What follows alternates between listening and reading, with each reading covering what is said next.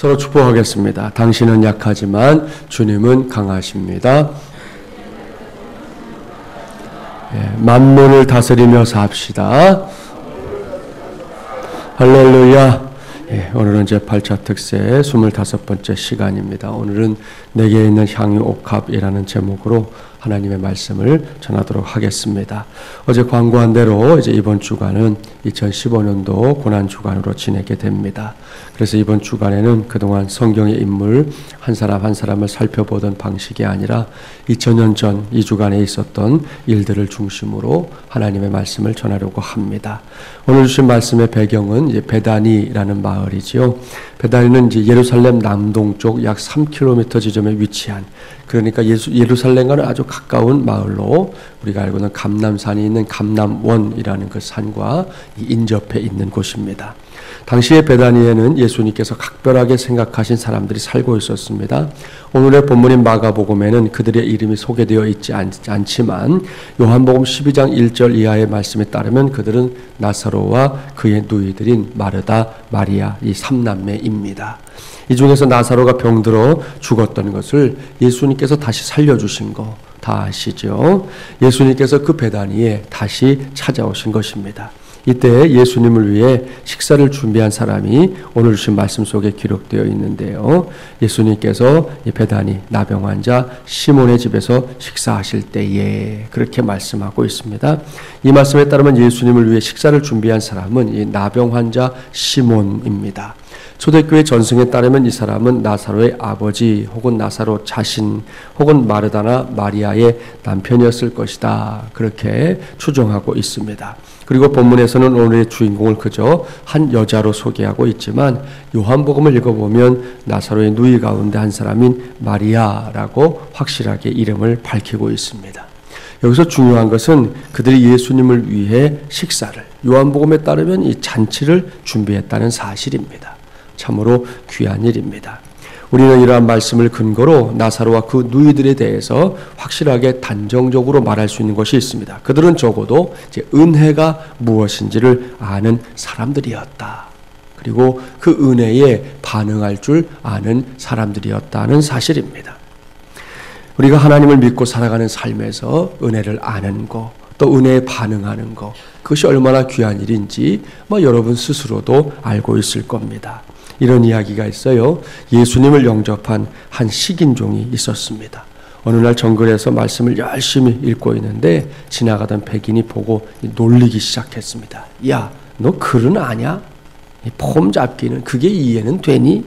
그 식인종이 이렇게 놀려대는데도 아무런 대꾸도 않고 계속해서 성경을 읽었습니다. 그러자 그 백인은 더 놀려댔습니다. 그렇게 시간이 한참을 지난 후에 그 식인종이 성경책을 덮어버리고 놀리던 백인을 쳐다보면서 이렇게 말했다는 거예요. 야, 하나님의 말씀이 내 안에 없었으면 지금 바로 네가 내 안에 있었을 거야. 하나님의 은혜에 감사해라. 그랬다는 거예요. 그 말에 백인은 사시나무 떨듯 했다고 합니다. 아무튼 훌륭한 식인종이에요. 그는 하나님의 은혜에 반응하는 사람이었던 것이죠. 여기서 우리는 나사로와 그의 가족들이 받았던 은혜를 한번 생각해 봐야 합니다. 어떤 은혜가 그 가정에 있었을까? 먼저는 예수님께서 오늘도 자신들의 집을 기쁘게 찾아주셨다는 것입니다. 여러분, 베다니는 마을이잖아요. 나사로의 가정만 달랑 있는 그런 동네가 아니라 여러 가정들이 모여서 마을을 이루고 살고 있는 곳이었는데 그 많은 집들을 제쳐두고 예수님이 베다니에 오실 때마다 이 나사로의 집을 자주 찾아주셨는데 이제 예루살렘으로 올라가시는 길에 또 그 집을 찾아주신 겁니다. 그러니까 나사로의 입장에서만 본다면 이것은 분명 은혜입니다. 그것도 남다른 은혜지요. 그만큼 나사로의 가정이 예수님께 각별한 사랑을 받고 있다는 증거이기 때문입니다.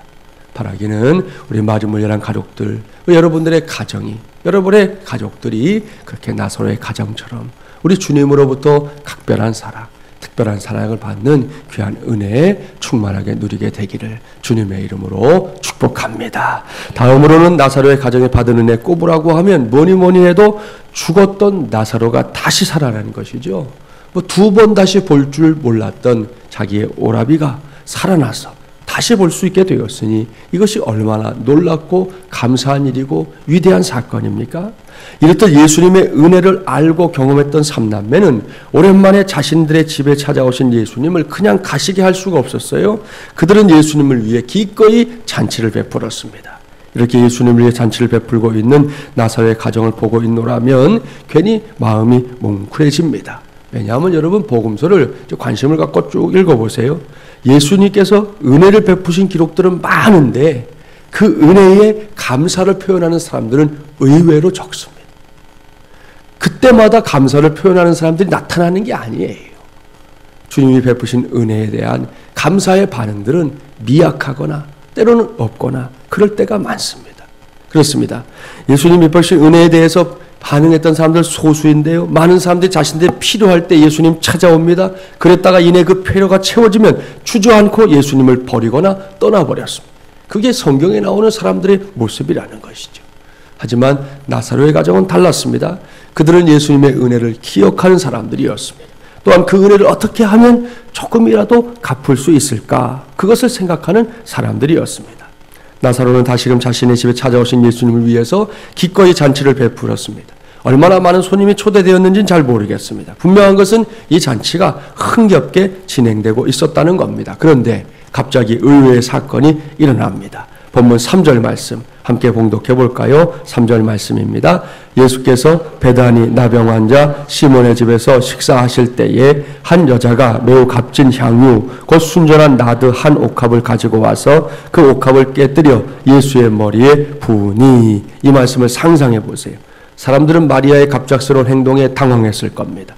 말 그대로 잔치 아닙니까? 흥겨움이 있고 웃음과 맛있는 음식이 있는 잔치 말입니다. 그런데 저쪽에서 마리아가 나타납니다. 그녀의 손에는 향유를 담은 옥합이 들려 있었습니다.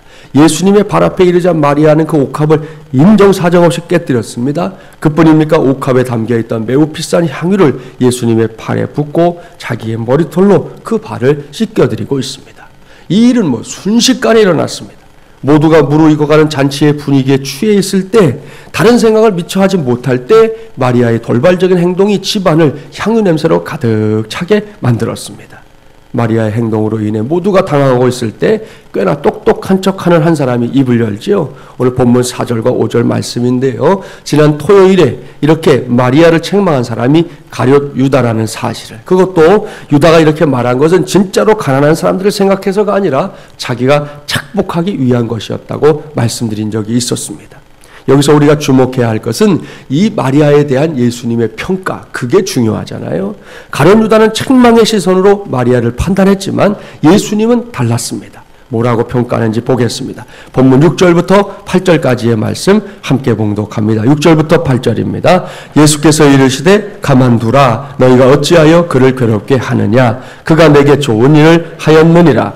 가난한 자들은 항상 너희와 함께 있으니 아무 때라도 원하는 대로 도울 수 있거니와 나는 너희와 항상 함께 있지 아니하리라. 그는 힘을 다하여 내 몸에 향유를 부어 내 장례를 미리 준비하였느니라. 아멘. 할렐루야. 사랑하는 새벽우사 여러분, 예수님께서는 마리아의 돌발적인 행동을 액면 그대로 받아들이고 있습니다.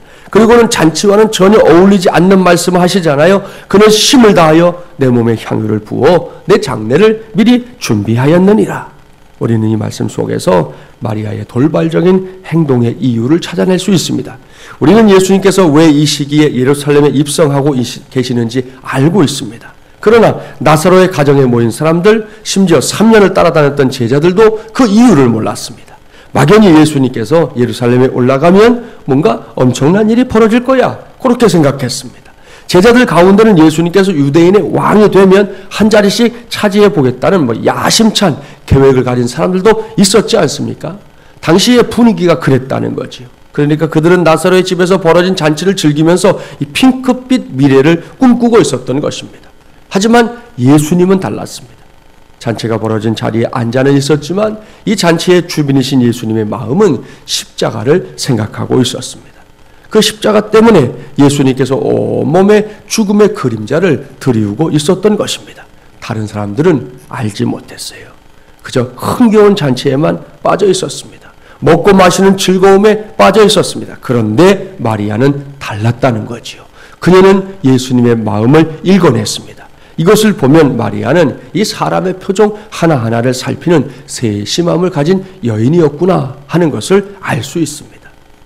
대인관계 기술을 설명하는 책에서 의미를 전달하는 사소한 몸짓이라는 글을 본 적이 있어요. 대개 사람과 사람 사이에서 이루어지는 의사소통의 도구는 이게 말이지 않습니까? 그렇습니다. 언어를 통해 전달되는 내용을 이해하고 거기에 반응할 때 의사소통이 이루어지는 것이죠. 그런데 이러한 의사소통의 도구가 말뿐이냐? 그렇지는 않지요. 요즘은 문자도 있고 또 서로에게 약속된 사인, 여러분 전 세계가 다 여러분 뭔지 알잖아요. 항복이잖아요. 항복. 모두에게 약속되어 있는 일종의 신호들 그것도 이 의사소통의 도구들이 됩니다. 그런데 한 가지를 더 꼽으면 뭐가 있냐면 이 몸짓도 의사소통의 도구라는 거예요. 상대방의 몸짓을 보면 저 사람이 무슨 생각을 하고 있는지 어떤 상태인지 알 수 있다는 겁니다. 이 글에 여러 가지가 나오지만 그중에서 이 사람이 불안해할 때 어떤 몸짓을 하는지 이렇게 쓰고 있습니다. 불안감에 시달리는 사람은 말할 때에 입을 손으로 가리는 경향이 있다. 목소리는 앙칼지고 갈라지는 경우도 있다. 이들은 말을 급하게 하며 또는 라는 감탄사를 끊임없이 사용한다. 또한 헛기침을 자주 하고 자신의 발을 바라보며 손을 자꾸 비틀어댄다. 그리고 자꾸 발을 굴리며 얼굴 근육은 떨고 있다. 사람에게서 이러한 몸짓의 변화가 보이면 그 사람이 지금 불안해하고 있는 증거라는 겁니다. 이런 사람들과 관계를 형성하기 위해서는 어떻게 해야 되겠습니까? 가능한 말하기 편안한 환경을 조성해주고 인내심을 갖고 격려하면서 대화를 해야 되겠지요. 이렇게 사람의 몸짓을 보고 그 사람의 상태를 진단하는 것은 우리가 대인관계를 맺는 데 있어서도 유용한 도구가 됩니다. 마리아에게는 그러한 섬세함이 있었다는 거예요. 물론 예수님께서 십자가를 앞에 두고 이 정도로 긴장하거나 두려워하신 것은 아닙니다. 십자가를 향한 그분의 걸음은 단호하고 분명한 것이었습니다. 그 십자가를 통해 인류를 구원하겠다는 주님의 의지는 확고부동했습니다. 그럼에도 불구하고 인간의 몸으로 세상에 오신 예수님께서는 십자가로 인해 어느 정도의 긴장감을 느끼고 있었던 것은 틀림없습니다. 스스로도 말씀하셨잖아요. 내가 심히 고민하여 죽게 되었다. 그렇게 말하실 정도의 긴장감이 우리 예수님에게도 있었다는 것이죠. 그런데 3년 동안 내 예수님 따라다니는 제자들이 그거 하나 눈치채지 못하고 그냥 잔치에만 빠져 있을 그때에 마리아는 예수님의 고민을 알아챘다는 것이죠. 마리아는 세상을 위해 하나뿐인 생명을 버리고 있는 예수님의 마음을 읽어냈고 예수님의 마음을 알게 되자 마리아는 북받쳐 오르는 그 마음을 주체할 수가 없었습니다. 어떻게든 예수님의 마음에 힘이 되어드리고 싶었습니다. 마리아는 그동안 아끼고 아꼈던 성경학자들에 의하면 결혼을 위해 준비해 두었던 값비싼 향유를 깨뜨렸습니다. 그 향유를 아낌없이 주님께 부어드렸습니다. 그뿐입니까? 여인들에게 있어서 가장 소중한 것 중에 하나인 머리털로 예수님의 발을 씻어 드렸습니다. 사랑하는 새벽영사 여러분, 이러한 마리아의 헌신은 오늘을 살아가는 우리에게 큰 도전이 됩니다. 마리아는 그야말로 헌신의 모델이죠. 무엇보다도 그녀가 주님의 은혜를 알았던 사람이고 할 수만 있다면 그 은혜에 보답하고 싶어했던 사람이라는 사실을 기억해야 합니다. 마리아의 헌신은 결코 멋을 부리기 위해 행해진 것 아닙니다. 마리아의 헌신은 사람들에게 인정받고 칭찬받고 싶은 목적으로 행해진 것도 아닙니다. 자신이 앞으로 누리게 될 유익을 주판을 다 튕겨서 계산하고서 행동한 것도 아닙니다. 마리아가 기꺼이 헌신의 행동을 할 수 있었던 이유는 한 가지. 그것은 그녀가 은혜의 가치를 알았기 때문입니다. 내가 받은 은혜가 무엇인지, 내가 받은 은혜가 얼마나 큰 것인지를 알았기 때문이라는 말씀이에요. 그래서 여기서 질문합니다. 그렇다면 우리는 어떻습니까? 우리도 그 은혜를 알고 있습니까? 나 같은 죄인이 용서함 받아서 이 새벽에 주님의 몸된 교회에 앉아 예배하고 있는 것 자체가 얼마나 큰 은혜인지를 정확히 알고 있느냐는 질문입니다. 얼마 전에도 IS가 계속해서 많은 사람들을 학살하는 중에 이집트의 콥틱 교회 사람들을 단체로 학살하는 일이 이 방송을 통해서 알려졌어요. 이집트에 있는 우리와 같이 예수님을 구세주로 믿는 사람들, 그 믿음을 가진 사람들을 한꺼번에 붙잡아 놓고 주황색 옷을 입혀놓고 머리에다가 총을 들이밀겨서 한꺼번에 그들을 학살하는 장면이 나왔거든요. 여러분, 그렇게 엄청난 일이 일어나는 그 지역에 있는 사람들, 그래도 예수 부인 안 한다니까요.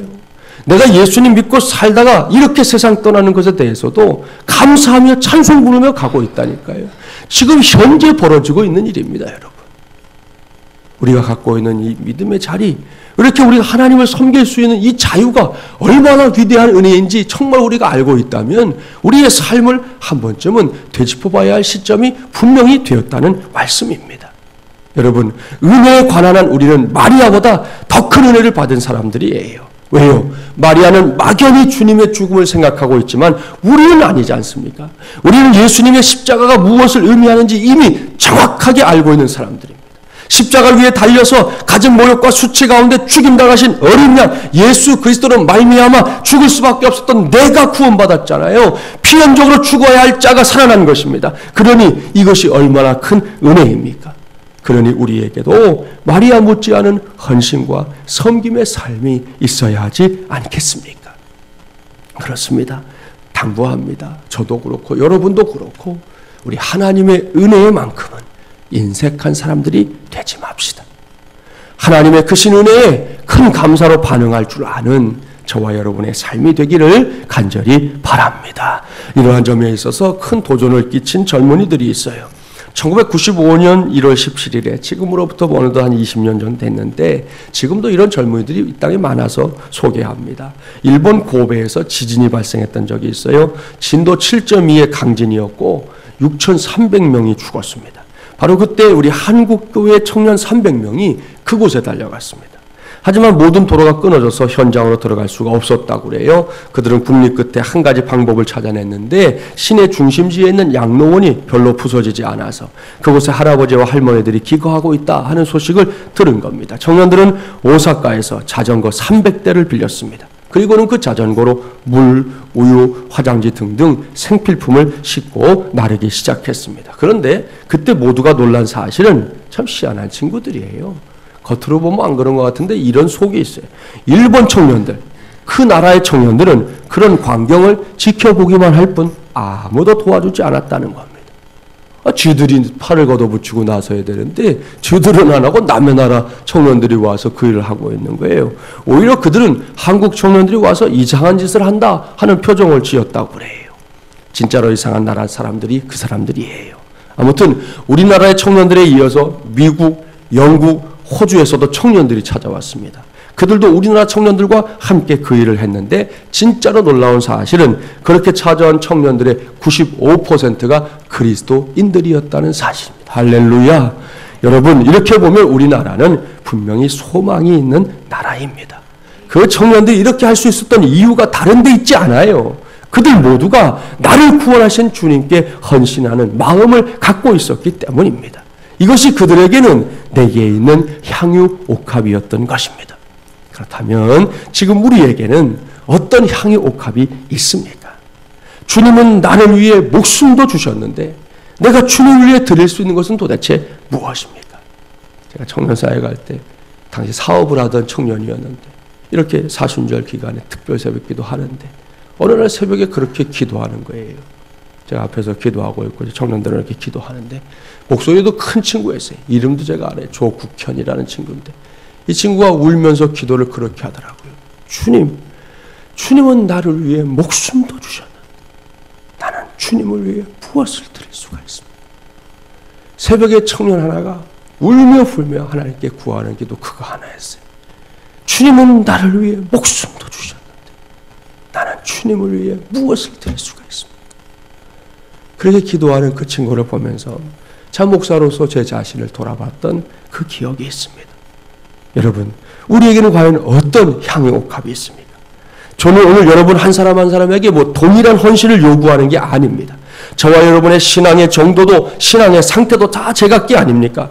그러나 여기서 딱 한 가지만큼은 꼭 짚고 가자는 거죠. 저도 여러분도 십자가에 달려 죽으신 예수님의 은혜로 구원을 받은 사람이라는 사실만큼은 분명하게 우리가 짚고 가야 할 것입니다.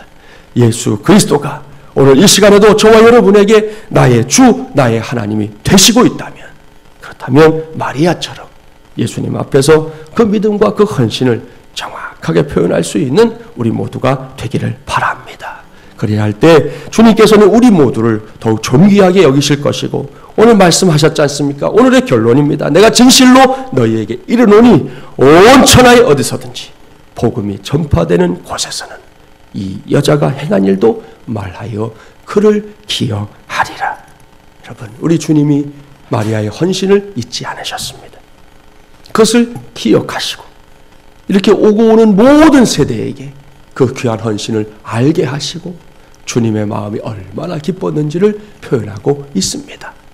이제는 저와 여러분이 우리 교회가 우리 성도들이 바로 주님께 이와 같은 기쁨을 안겨드리는 진정으로 은혜를 아는 사람들, 진정으로 은혜에 반응할 줄 아는 성도들이 되기를 주님의 이름으로 간절히 축원합니다.